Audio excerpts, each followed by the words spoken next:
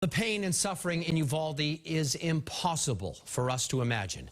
But the people of Newtown, Connecticut have lived with this agony for nearly 10 years now. Kristina Rex traveled to that small Connecticut town tonight and shows us how the Sandy Hook community is ready to reach out to those in Texas.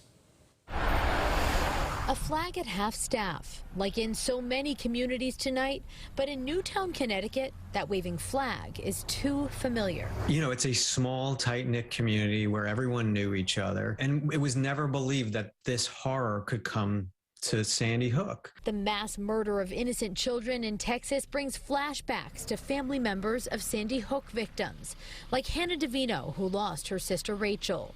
I was shaking, I was vomiting, I really felt like I was back there waiting for the news to hear about my sister. Here in Newtown, Connecticut, the Sandy Hook community is still grieving, struggling to move forward nearly 10 years after the deadly attack that killed children at this elementary school. But some parents of those children that were killed 10 years ago say they are ready to support those grieving families in Texas.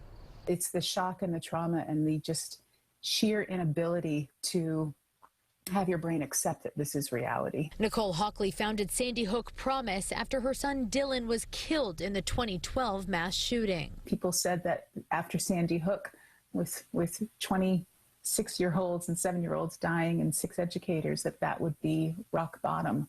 And yet here we are again, almost 10 years later. She says she'll be here for those families in Uvalde. Acknowledging that everyone's journey through this is very individual and unique, and to respect that. As her son's former school friends grow up, at times the grief here at home is still overwhelming. But Nicole focuses on what she can to get her through each day. You know, I have a surviving son who I love with my whole life. He brings me joy. And doing something to honor Dylan, to prevent other families from feeling this, as many as I can. I wouldn't say that brings me joy, but it certainly brings me purpose.